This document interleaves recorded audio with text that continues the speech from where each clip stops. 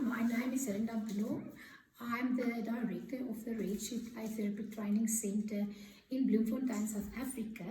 And today I'm going to talk and discuss a little bit specific questionnaires that can be completed before we start the play therapy process. So there are very specific questionnaires that we would request the parents to complete as part of our assessment of the child, and also to get complete information about specific aspects in terms of the child's behavior, as well as to get the necessary consent from the parents to do the play therapy, and also to disclose to the parents our own professional standpoint or theoretical framework that we work from as very important to get that permission as well.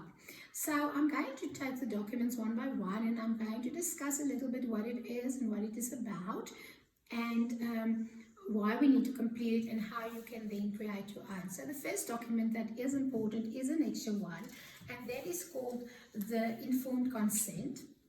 So the purpose of the informed consent is to provide the parents or the guardian of the child with the specific detail about who you are, what your qualifications and your years of experience is, and what training you have.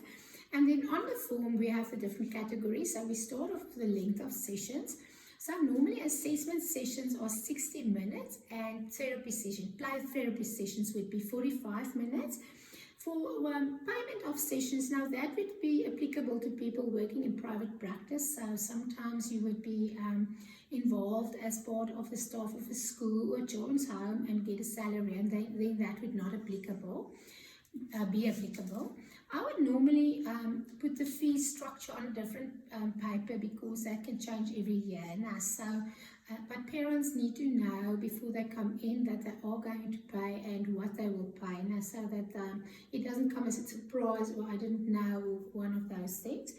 Then I have a cancellation statement that just explains to the parents that they have to cancel all sessions at least 24 hours in advance, and if not so, they might be liable to pay for the session.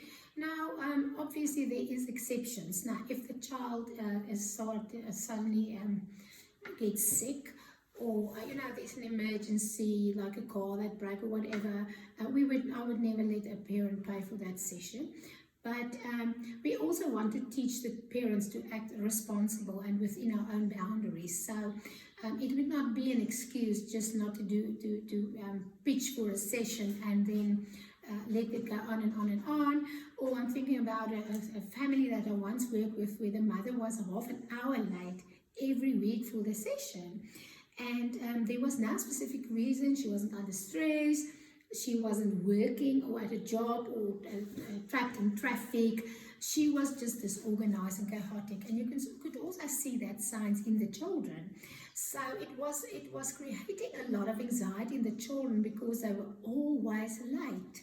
They were late for school, they were late for extramural activities, and they were late for the therapy. And sorry. So I had to have very firm boundaries in terms of, well, if you come half an hour late, your children will only have 15 minutes left for the session, and I'm going to charge you for the whole session, because it's not really an excuse. And it took quite a long time before the mother maybe realized or grow through the experience of, well, maybe I must just get myself together, because I also had to explain to her that this makes the children very anxious. There's a disclosure around confidentiality, so everything that happens in the session with the child is confidential. And I also would explain to the parents that I don't want them to ask the child after a play therapy session, what did you do today, what did you play out, what did you tell? Because the child needs to feel safe, and even more so for teenagers that can have much more trouble to trust, and we really struggle to get them into therapy in the first place. So it's important for them to know that this is a safe place, and that the child can tell if they want to, but they really don't have to and can't be forced. So the parent is actually taught to just say to the child when they come out of the playroom, "Oh, you're done, we can go home now," something like that. Now, then in terms of confidentiality, we also need to put in the informed consent that I will not discuss what happened in therapy with anyone, except in the case of child abuse, any kind of abuse, so that can be physical, verbal, emotional, sexual, or neglect according to the Child Care Act. And that could also be if the child is in any kind of physical or psychological danger, or if the child is threatening to harm someone else. In a case like that, I would explain to the child why I need to disclose this, and will explain to the child if they will be with or not, and also what further measures will be taken. In the play therapy that I do specifically, I do not do any forensic work. So forensic work is a specialized area in psychology, in social work. So when you do that, you work for the court. The court is your client, and you do draw assessments as quick as possible. You want information as quick as possible so that you can get children to be safe by the court. And therefore, what is important is that in therapy, our goal is for children to get emotionally healed. And that's not about getting info and serving the court. So it's two different areas, and we mustn't mix them up. So if any abuse is disclosed in one of the sessions, we will have to explain to the child that I will have to refer you to someone else that works with this, and help maybe sit in the session with the child and the other therapists or the parents, or whatever the case might be, depending on who's the alleged perpetrator. But I also make sure before, when a parent contacts me and they want to bring the child for play therapy, I want to make sure that I am the right person even before they bring the child. So I would always ask what's the main reason, and if I hear that it is maybe a court custody battle after divorce, or it is a suspected abuse of any kind, I would immediately refer them to a forensic person, so that they don't end up with me and then waste their time and money and then have to go to someone else, and the child have to trust someone else again. So we do get cases where we don't know in the beginning that the reason for the child's behavioral problems actually is abuse, and that the child only might play that up later, and then we'll have to deal with that in a different way, and we might even be requested for a report. So on that point, I want to say, in terms of note-taking, it's always important to, after every session, to take notes. And in the notes, we have to write down enough. So if after 2-3 years you are requested for a court report, that you can go back in the file of the child and still have enough notes so that you can compile a report. But I will talk about that again later. Video and audio recording, if you do any kind of recording of the session of the child, maybe for your own note-taking, maybe for a supervisor, the parents need to understand that you're doing that, and also who will see that, always observe that, and sign permission for that. And then on the form, it is just cited that I affirm that prior to becoming a client of, in my case, Dr. Rinda Blom, she gave me sufficient information to understand the nature of a counseling, the information about the nature of a practice, the professional identity, I'm a registered social worker, the nature of confidentiality, including legal and ethical limits, and if there is any alternative treatments available. And then I give voluntary consent to receive counseling. And then also sometimes what is necessary, for example, I affirm that I'm the legal guardian of, and I do grant permission. And why that is important is that in terms of divorce cases, we would need to know who is the person that has the custody, because that can also be the parent that can give the permission. And sometimes there's a lot of fights about like who has to pay for the therapy. So what I try to do, if it's a divorce case and one of the parents phone me, it's really my first option that both parents are aware of the fact that the child will be brought to therapy beforehand.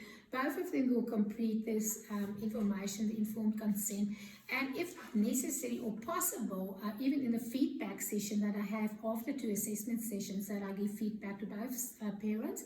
Sometimes not in the same session, because sometimes they really still want to almost kill each other just by seeing each other and fighting too much. But sometimes you really get children who act in the best interest of the child. So for them, sometimes even though they're divorced, they are a united front in terms of the caretaking of the children, and then you can see them in one session. So I will, in another clip, I will talk about assessment, and in terms of that, I do see a child for 2 assessment sessions, so preschoolers and younger children, 2 1-hour sessions, and older children 2 hours consecutively in terms of assessment. And after that, I always have a feedback session with the parent. So if a parent contacts me for any play therapy, I will start by saying, this is the 3-hour session that I start with. This is what assessment do. That's why I do that. And this is, you will have a feedback session and you will complete a questionnaire. Well, you will have the complete opportunity to give your side of the problem and whatever need to be addressed. The second annexure that I want to refer here is annexure 2, and that is a professional disclosure statement.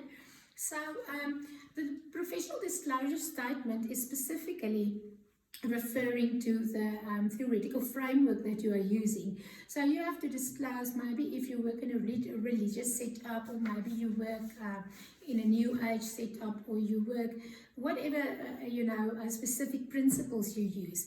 So what I normally use is either the principles of the child-centered play therapy or the Gestalt play therapy. I would summarize them here on the paper in a language that the parent can understand. So I literally write that the focus of my counseling is to develop a relationship with the child, and the following would be the principles, and I'm going to read them to you so that you get an idea. So the therapist is genuinely interested in the child and develops a warm and caring relationship. There's unqualified acceptance for the child, and I do not wish that the child was different in any way. I create a feeling of safety and permissiveness in the relationship so that the child feels free to explore and express themselves. I'm sensitive for the child's feelings and will reflect that back in a way that makes the child feel safe. And I believe in the child's capacity to act responsible, and that I respect the child's ability to solve their own problems and allow the child to do so as far as possible. And I trust the child have their own inner direction of what they need to get healed, and allow the child to lead in all areas of the relationship, and resist any urge to direct the play.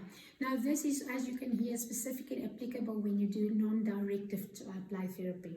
When you do directive, there would be a different set of principles. Some of it will be the same, but we would not, for example, say that the child will lead in all ways, because in directive, you as a therapist also sometimes initiate saying scene, or I want you to draw a picture of your family, or so this is specifically what you would write if you're only working in non-directive, or in a disclosure statement where you are, that you give to parents where you are going to work non-directively. Then there's also a summary where we would say something like, the purpose of this is to assist your child in identifying their own strengths and to internalize the message, I am capable.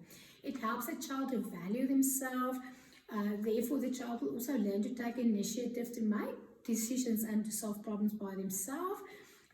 Okay, this again is a disclosure of confidentiality. Everything is confidential. Nothing might be revealed to anyone without your written permission, except in cases of abuse. And what is important, that even if you are going to discuss the results of the play therapy with a teacher or another professional person, that maybe you wanted to refer the child to, maybe a psychiatrist, a remedial teacher, an occupational therapist, a clinical psychologist, or any other professional person, you need the written permission of the parents to do so. So you need to have a form where they give you permission to send specifically info to a specific professional person or to a teacher, also to safeguard yourself in terms of ethics. Then there's just a part on referral. Referral is very important in terms of sometimes you are not the best person to help, or sometimes the child needs help from a multi-professional team, specifically so in traumatized cases, as well as sometimes, the child has sensory integration problems or perceptual deficiencies that need to be treated by occupational therapists.